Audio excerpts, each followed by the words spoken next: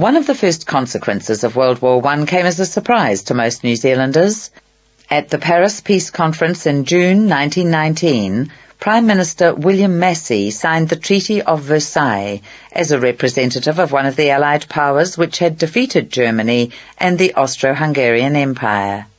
This gesture was unexpected because New Zealand, as a dominion of what was still referred to as the British Empire, had automatically been in a state of conflict with the Central Powers once Britain had declared war on them. The public assumption in New Zealand had been that Britain too would make peace on the Dominion's behalf. In one sense, that of preparing the terms of the settlement with Germany, that is what occurred. Britain, France and the United States reached the agreement that Germany was forced to sign. But each dominion of the empire signed the Versailles Treaty as a separate and independent country, and this opportunity was the first of its kind ever offered to New Zealand. At the same conference, New Zealand became a founding member of the fledgling League of Nations, the international body which would advocate collective security, arbitration of international disputes, and arms limitations. William Massey was not enthusiastic about either the treaty or the League. He continued, in Barry Gustafson's words, to look to Britain and the British Empire to guarantee New Zealand's future economic and military security. He had not welcomed the Liberal government's annexation of Niue and the Cook Islands, and he was not especially pleased that the League of Nations would give his country mandate responsibility for Western Samoa, which had been liberated from German occupation by New Zealand troops in 1914. Massey did not in any way see himself as leading his country off down a new road towards independence in foreign affairs and trade. Ironic as it may seem, he took the measures he did because the British government wished him to do so. And in demonstrating this reluctance, he was setting a precedent for a theme that would characterize New Zealand's behaviour for another 3 decades, being offered increasing degrees of independence from Britain that New Zealand neither sought nor wanted. All of this was understandable in view of the Prime Minister's background and the nature of the interests he represented in politics. When he succeeded to the leadership of the country in 1912, ending 2 decades of Liberal Party rule, he had already been in Parliament for 18 years. He had been born in Northern Ireland in 1856 and immigrated to New Zealand to join his family there when he was 14. He farmed successfully at Mangere and was a committed member of the Presbyterian Church and the Orange and Masonic Lodges. He had also, through his chairmanship of the Mangere Farmers Club and presidency of the Auckland Agricultural and Pastoral Association, become de facto spokesman for the farming lobby in Auckland, hence his nickname of Farmer Bill. It may well be true that, in the words of one historian, Massey never had an original idea in his life, nor did he ever question his belief that New Zealand should always remain a loyal, Protestant, family-centred, rural society where every man was his own landlord. But it was equally true that he exhibited tenacity and clarity in debates, and in time revealed his astuteness as a tactician and organiser. In 1896, after only 2 years in Parliament, he had become opposition whip. As the Liberal government accumulated years in office, what Conservative opposition there was in the House of Representatives to its state interventionism coalesced around Massey. During Seddon's lifetime, he made little impact against a Prime Minister who had become something of a demigod. But once Joseph Ward was in charge, Massey seemed to grow in assurance and presence. By 1912 he had become a nationally known figure, reminiscent of King Dick himself, inasmuch as he had a burly frame and a powerful platform manner. And as an Ulster Protestant, he presented an inevitable contrast with the Catholic Ward. He came to power supported by a coalition of farmers, urban professionals and businessmen, and he intended to legislate in the interests of these sectors who felt abandoned by the Liberals. The first challenge Massey faced as Prime Minister was offered by organised labour in the form of 2 major strikes, which, according to Miles Fairburn, brought New Zealand closer to class war than at any other time in its history. These strikes of gold miners at Waihi in 1912 and watersiders in Wellington in 1913 were not precipitated by the new Reform government, and indeed the Waihi strike was underway before Reform took office. But it is difficult to avoid the impression that Massey and his cabinet welcomed the opportunity to deal decisively to the red-fed unionists whom they believed were responsible for such unrest and whom they suspected of wanting to bring down the whole infrastructure of New Zealand's capitalist society. Footnote: the name Red Feds had nothing to do with communism, although it was perhaps related to the red flag that was the symbol of the International Socialist Revolution, celebrated in James Connell's 1889 song that begins, "The people's flag is deepest red." The term was coined by the Wellington newspaper Evening Post early in 1912. It followed the publication on red paper of a circular outlining the Federation of Labour's attitude to a local tramways dispute. Returning to the text. The industrial troubles that came to the boil in 1912 and 1913 had their origins in what Eric Olson has called a complex interplay of changing work patterns, a rapidly expanding workforce, and the bankruptcy of traditional union strategies.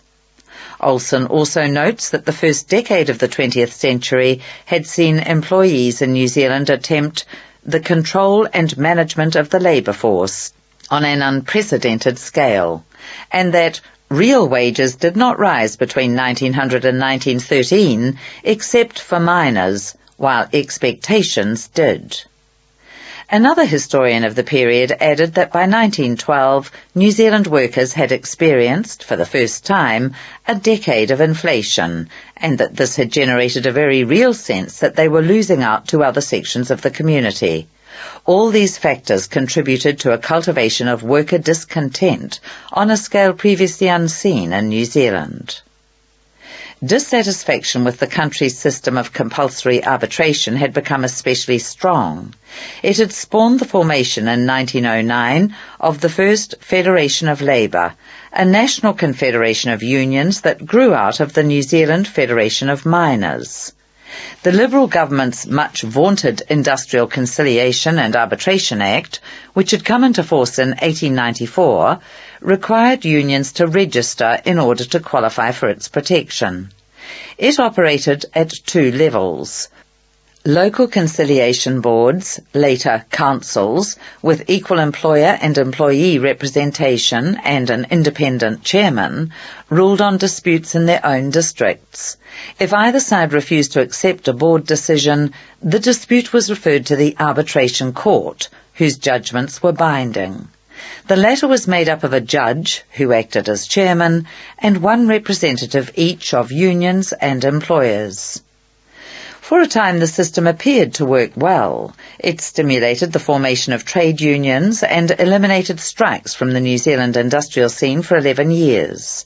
Workers seemed generally satisfied, as early court decisions, often upholding union submissions, improved wages and conditions. In 1906, however, there was evidence of dissatisfaction with the arbitration system among some unions. That year, Auckland tramway workers went on strike to protest against the unfair dismissal of one of their members.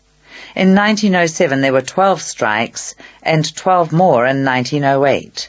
By 1910, 240 workers were on strike, and this rose to 1,089 in 1911, 2,985 in 1912, and 13,871 in 1913.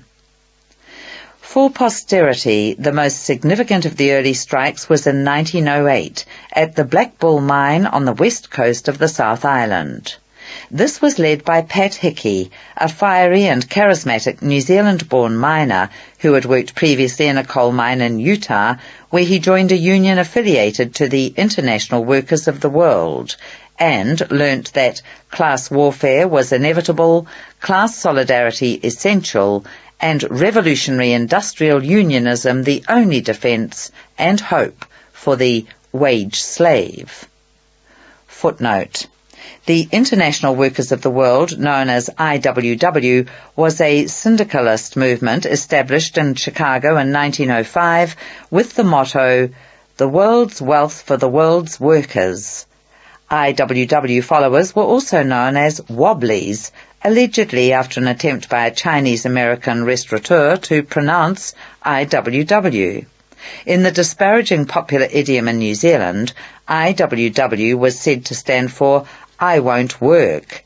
It was the IWW element in New Zealand unionism that generated most suspicion and fear among Reform Party ministers and MPs. Returning to the text. The Black Ball strike originally aimed to increase the miners' crib, or mealtime underground, from 15 to 30 minutes. It represented a challenge to the arbitration system, since Hickey believed that the most satisfactory results could be obtained by direct industrial action. The miners' union was fined for striking illegally, but nonetheless kept its members on strike. After 3 months, the employers relented. They increased crib time to half an hour, and reinstated miners who had been dismissed for organizing the strike.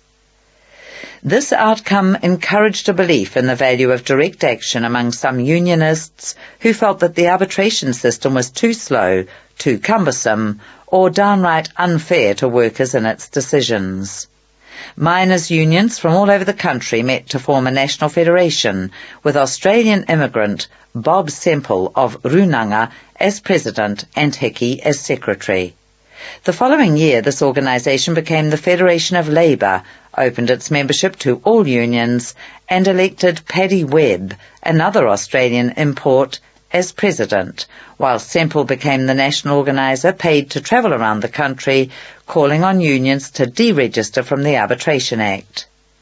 The Federation took over the Shearers' Union Journal, the Maoriland Worker, and turned it into a national socialist paper under the editorship first of Bob Ross and then of Harry Holland, both of them Australians by birth.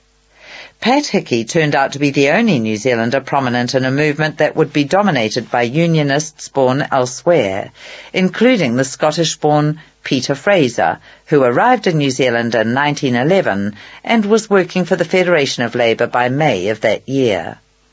Shortly after Fraser's arrival, the Federation showed its syndicalist inclination by promoting the concept of one big union. This was based on the IWW doctrine that workers would gain control of the economy by gaining control of industry. All the craft unions and workers yet to be unionized would be organized into about 8 large unions, based, according to one model, on agriculture, mining, transport, distribution, manufacturing, construction, printing, journalism, and the public service. Each sector would have a departmental headquarters, and all 8 would be coordinated from a central headquarters. The debate over this concept was the major issue in socialist circles and publications in New Zealand in 1911 and 1912. The 2 events which, more than any others, were to put syndicalism to the test were the Waihi and waterfront strikes. Both turned out to be disasters for the radical trade union movement. In Waihi, the gold miners had affiliated to the Red Feds, and the advocacy of Bob Semple on their behalf had won them improved pay and working conditions. This led a majority of the union to vote for withdrawal from the Industrial Conciliation and Arbitration Act, so they would have the right to strike. One group in the union, the engine drivers, however, decided to form their own union and register it under the Act. This led the miners to fear that such registration would be used to force all workers in the mine back to arbitration. The miners threatened to strike unless the company sacked the engine drivers. The company refused, and the miners went on strike. The company responded by closing the mine. By the time the Reform government came into office in July 1912, there was considerable disorder in Waihi caused by the conflict between the Red Fed supporters and the so-called scab unionists, those who continued to work despite the calling of a strike. When the company reopened the mine and employed only members of the newly formed scab union, several battles ensued in the streets of the town. Massey, after consultation with his Attorney General, Alexander Herdman, and the Commissioner of Police, the authoritarian John Cullen, sent in the police ostensibly to restore order, but in fact to crack down on the striking unionists. In one of the resulting melees, the Miners' Union Hall was stormed by police, and George Frederick Evans, a Red Fed supporter, was clubbed to death after he had allegedly shot at one of the attacking constables, thus becoming New Zealand's first martyr to industrial action. The newly registered union then conducted a campaign of terror against the Red Feds, who were eventually run out of town. This brought the dispute to an end. Such a major setback caused the syndicalist wing of the labour movement to withdraw, reorganise and reflect. At a so-called Unity Conference in Wellington in January 1913, two new organisations were established: a United Federation of Labour, which supported strike action for individual disputes, but not as a mechanism for bringing down governments, and a Social Democratic Party, SDP, which was to work through the political system for the socialisation of the means of production, distribution and exchange. In October of that year, however, employers, fearing a continuation of revolutionary union tactics, engineered a lockout at the Wellington wharves. When the United Federation of Labour then declared a general strike and persuaded the excluded workers to occupy their workplace, the government recruited young farmers as special constables, Massey's Cossacks, to both protect and work the wharves and to put down trade union demonstrations. Law and order was preserved, but at a price. According to Barry Gustafson, the use of and the brutality of the special constables poisoned relations between town and country and helped polarise New Zealand politics for a generation. The general strike was called off for lack of national support. From this point on, the key figures in the labour movement, Semple, Fraser, Holland, Michael Joseph Savage and others, began to put their energies into political rather than industrial action. And this new focus of activity led, after the most disorderly general election campaign in memory in 1914, to the formation in July 1916 of the New Zealand Labour Party, which combined all the disparate political and trade union elements into a single organisation to fight elections. The party retained the SDP goal of the socialisation of the means of production, distribution and exchange, including the nationalisation of land and labour representation committees as the unit of organisation and control at the electorate level. From this time on, the labour movement would work politically as a single and relatively united body. The Massey government was given the credit, or the blame, for the suppression of revolutionary trade union activity in New Zealand in its early years of office. In fact, however, these revolutionary tactics failed because New Zealand was largely free of class consciousness and was not a large enough society to support the kinds of syndicalist tactics that worked well on the far larger factory floors of Europe and the United States. Outside the mines, most workplaces and most unions were relatively small. Further, most members of what working class did exist in New Zealand aspired on the whole to join the middle class. They wanted to own their own homes. They wanted their children to receive the best possible education. They wanted the security of long-term, if possible, lifelong employment. All these objectives seemed as achievable via the policies of a conservative government as of a liberal one. And it was this perception of diminishing ideological boundaries that eventually led to a permanent coalition between Reform and Liberal. Few people in New Zealand from any background wanted to smash the capitalist system. Most just hoped to make that system more responsive to their wants and needs. This fundamental reality accounts for the labour movements joining mainstream parliamentary politics, and perhaps, if so many of the movement's leaders had not been immigrants, they might have recognised the inevitability of this strategy earlier. It also accounts for Labour's taking so long to achieve political power. The proportion of votes for Labour candidates under various labels in 1914 was 10%.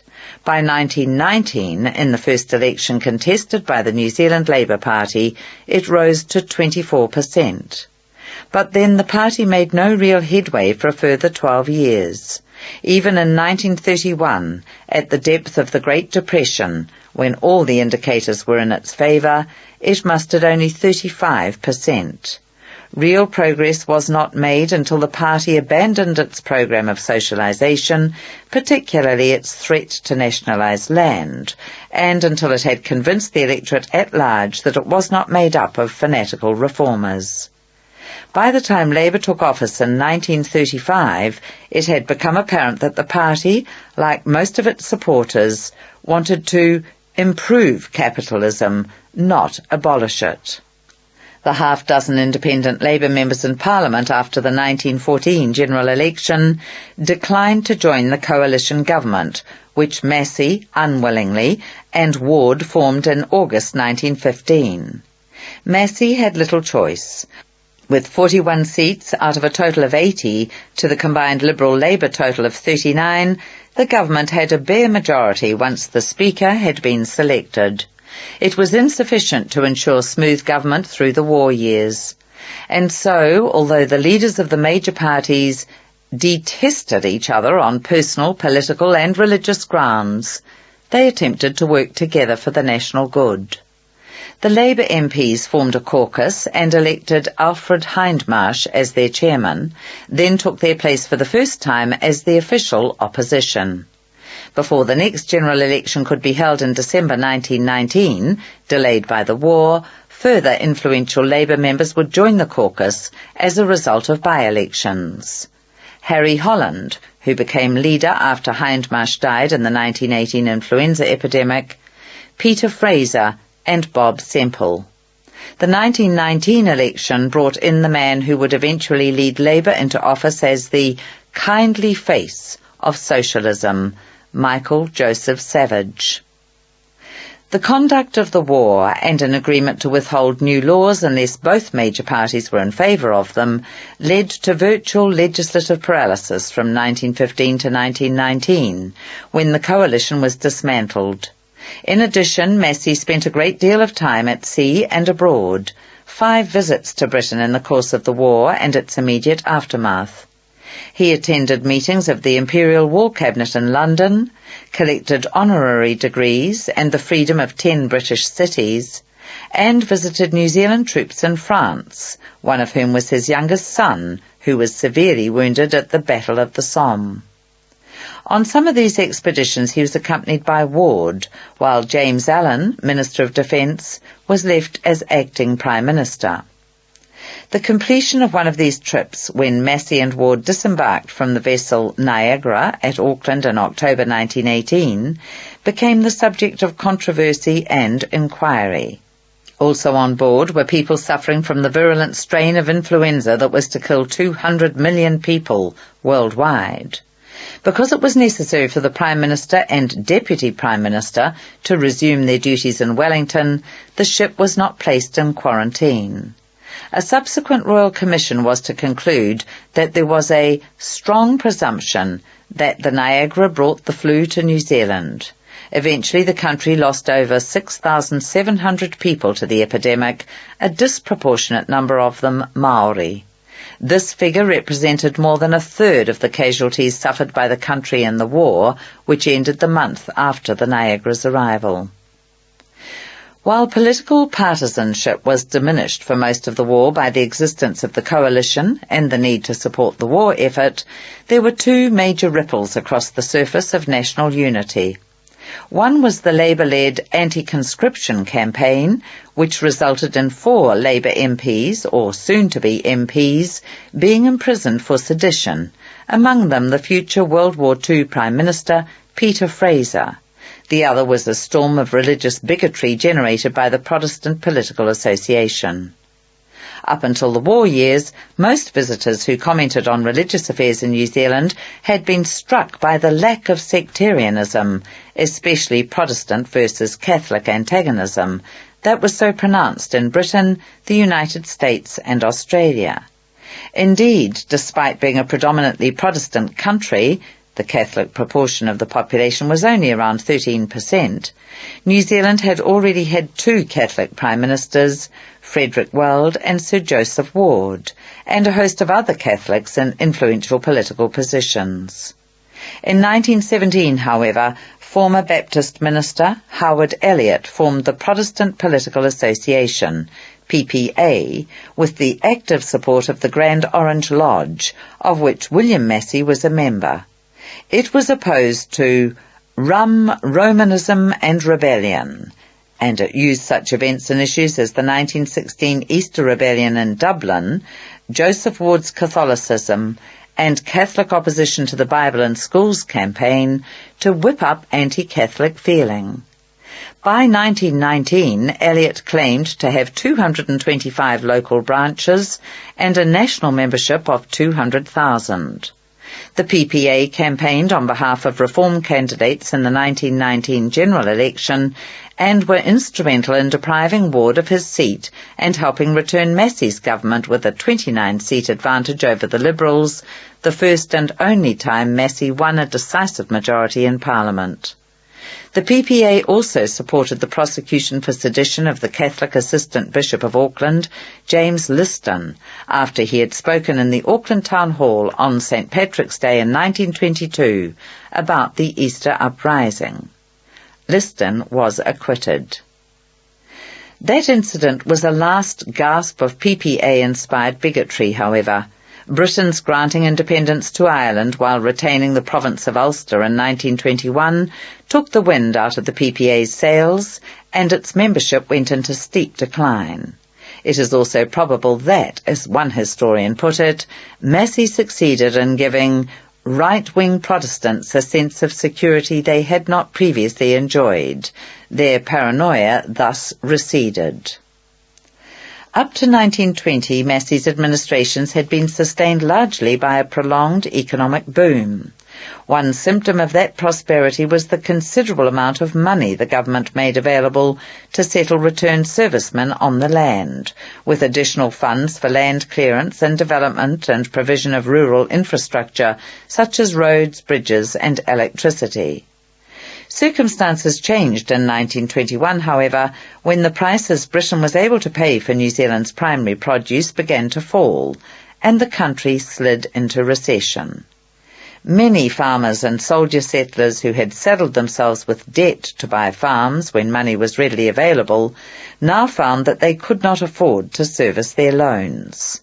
This was one of the factors which led so many ex-servicemen, including Rewi Ali and his companion Jack Stevens, to walk off the land, and which left such poignant relics in the landscape as Mangapurua's Bridge to Nowhere. Massey attempted to gain a degree of control over economic circumstances by establishing strong producer boards. But his farming and business constituents agitated for lower taxes, decreased government spending and rejection of demands for higher wages, none of which the government could deliver.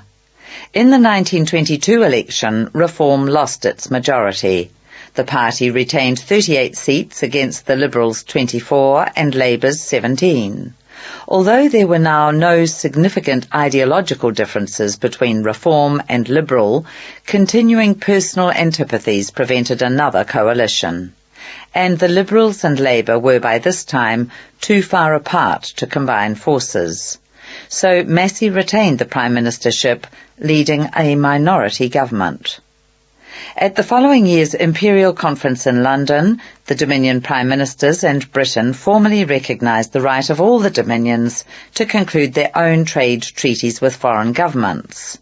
This agreement was further formalised in the Balfour Definition at the 1926 Imperial Conference, which stated that the Dominions are autonomous communities within the British Empire, equal in status, in no way subordinate one to another in any aspect of their domestic or external affairs, though united by a common allegiance to the Crown and freely associated as members of the British Commonwealth of Nations. Footnote: sometimes confused with the Balfour Declaration of 1917, which stated the British position in favour of a national homeland for Jews in Palestine. Returning to the text. New Zealand, represented by Massey at the 1923 conference and by his successor, Gordon Coates, in 1926, took no part in the formulation of these positions.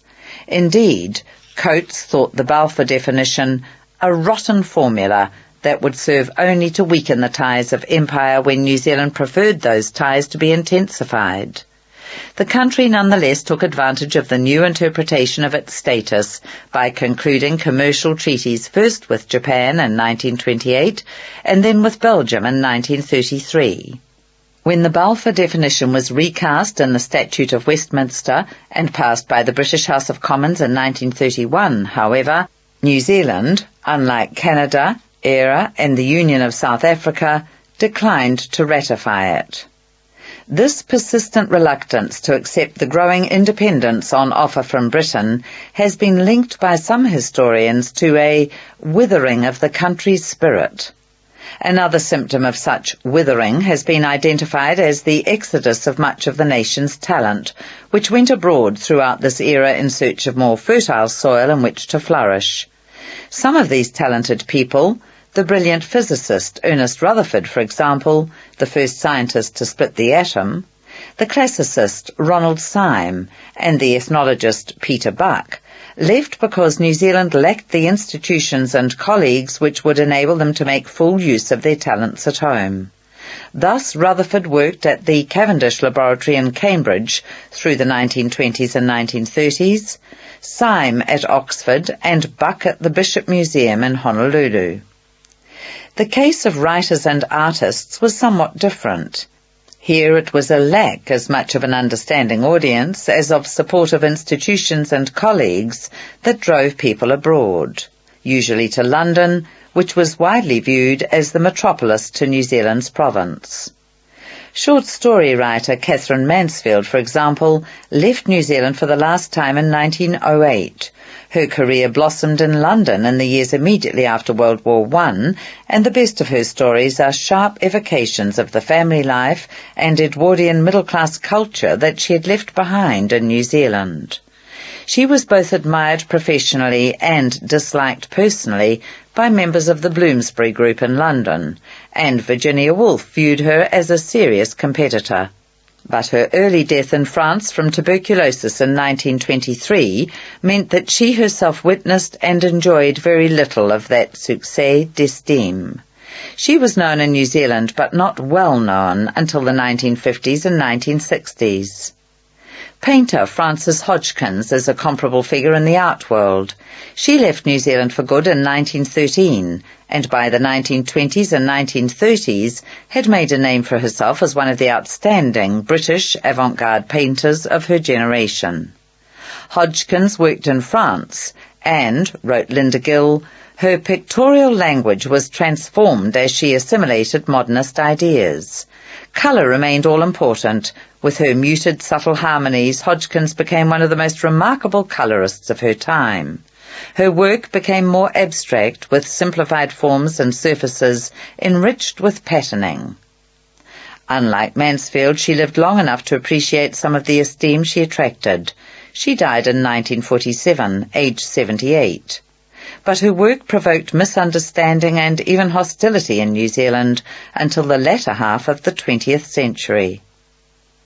Others who took similar professional paths included the artist Raymond McIntyre, who painted in London from 1909 until his death in 1933, and writer Jane Mander, who lived and worked in New York and London between 1912 and 1932 and wrote half a dozen novels, including the classic The Story of a New Zealand River. Those of her books which reached New Zealand were, like the later work of Francis Hodgkins, reviewed with hostility, largely because of what was regarded as immoral content. The poet R.A.K. Mason remained in New Zealand and lived long enough to be recognised by the 1960s as a foundational writer, but he was so disillusioned by the lack of any kind of understanding reception to his first book of poems, The Beggar, 1924, that he is said to have pitched the unsold copies into the Waitemata harbour. Oddly, the most commercially successful New Zealand writer of the period remained virtually unknown by her own name. Edith Littleton wrote popular fiction as G.B. Lancaster and had more than a dozen novels and 250 stories published, largely in London and New York between 1904 and 1944. In 1933, her novel Pageant topped the American bestseller list for 6 months. Littleton wrote her early work on her parents' sheep station in Canterbury and later travelled widely, especially through Australia and North America. She died in 1945 without any mark of recognition from her own country, but she'd been awarded the Australian Gold Medal for Literature in 1937. If writers and artists were unclaimed and unacclaimed in New Zealand at this time, prime ministers who died in office were not. William Massey succumbed to cancer in May 1925 at the age of 69. He had not become a hero or a character of King Dick proportions, but he was admired and respected for the length of time he'd been in office, and for the fact that he had successfully steered the country through years of industrial unrest, war and economic downturn. He was given a state funeral and buried on a promontory overlooking Wellington Harbour, where a large memorial was unveiled in 1930. In 1926, the country's new agricultural college in Palmerston North, later its 5th university, was named after him.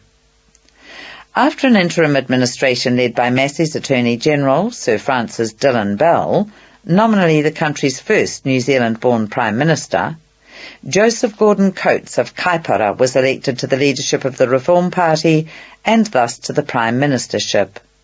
He too was New Zealand-born and, like Massey, a farmer. He had represented the Kaipara electorate since 1911 after experience running a family farm at Matakohe and serving in the local territorial mounted rifles. His biographer Michael Bassett described him as a tall, 6 foot, handsome, broad-chested man with auburn hair. He had an educated voice with clipped, well-formed vowels, but all his life he had a taste for the vernacular. Coates was no orator, but he did have the quality known in the military as command presence. In the course of 2 years' service in World War I, he won a military cross and bar in action in France and ended the war as a major. Massey put him in cabinet from 1919, and Coates eventually became a highly respected Minister of Public Works and of Railways, the more noticeable because of the lacklustre calibre of the cabinet as a whole. Coates oversaw the completion of the country's main trunk railway lines, got major hydroelectric projects underway on the Waitaki and Waikato rivers, and financed the construction of further roads, made necessary by the massive increase in car ownership. He rapidly established a reputation as an active, hard-working minister who was fair but brooked no nonsense. He also had a special affinity with Maori people and issues and took over the portfolio of native affairs from William Herries in 1921. In this capacity he worked in close cooperation with his friend but political opponent Apirana Ngata. Coates was notably less partisan than most MPs and popular among his colleagues from all parties. The press enjoyed his breezy informality. Helped by the brilliant advertising agent A.E. Davey, Coates off with Coates, the new Prime Minister led his party back into office with a landslide victory in November 1925. Reform 55 seats, Labour 12, National, formerly Liberal, 10, and 3 independents. However, as his biographer notes, Coates was unable to live up to the high expectations generated by this result. He retained too many of Massey's poorly performing ministers, and he lacked the political skills needed to manage both his party and his caucus. His one major measure, the Family Allowances Act, did not please many of his own supporters, and the effects of a major drop in farm export prices in 1926 were laid at the door of his government. Labour also took steps at this time to increase its own electoral appeal by dropping its land nationalisation policy and undertaking to guarantee freehold. In a 1927 by-election, Labour acquired its first farmer MP, William Lee Martin, an indication that it was beginning to broaden its electoral appeal. The 1928 election was as much a disaster for Coates as the previous one had been a triumph. The recycled Liberal Party, now calling itself United, and organised by Coates's former ally A.E. Davey, won 32 seats. Reform support was slashed by almost half to 28, and Labour won 19. There was one independent. United's leader, the also recycled Sir Joseph Ward, was 72 years old and disintegrating from the effects of diabetes. He became Prime Minister again 22 years after he had first assumed the office. His success was due at least in part to the fact that he appeared to misread his speech notes and promised to borrow £70 million in a single year to solve the country's economic ills. What followed, Michael Bassett wrote, was pure farce. Ward cracked hearty and optimistic as of old, but very little of the £70 million was or could be borrowed. The former bankrupt could no longer be considered the country's financial wizard, and nobody now claimed this title for him. The economy steadily deteriorated throughout 1929 and early 1930 as commodity prices fell again, and the country began to experience the effects of global depression. Unemployment mushroomed. Ward became progressively more ill and left governance to his political lieutenants and one of his sons, Vincent. New Zealand's disgracefully inept administration of Western Samoa resulted in a riot in Apia on the 28th of December 1929, in the course of which 12 men died, including the High Chief and Mau leader, Tamasese. The Governor-General, Sir Charles Ferguson, was at first unable to find any cabinet ministers or public servants available to deal with the crisis. Ferguson left New Zealand in February 1930, relieved to escape from the official torpor which had effectively paralysed the business of government. Finally, in May 1930, Ward was persuaded to resign and hand over authority to one of his protégés, Hurunui MP and Agriculture Minister George Forbes. He died 3 months later. Thus it was left to another farmer Prime Minister, the third in 16 years, to try to negotiate the country through the shoals of the Great Depression.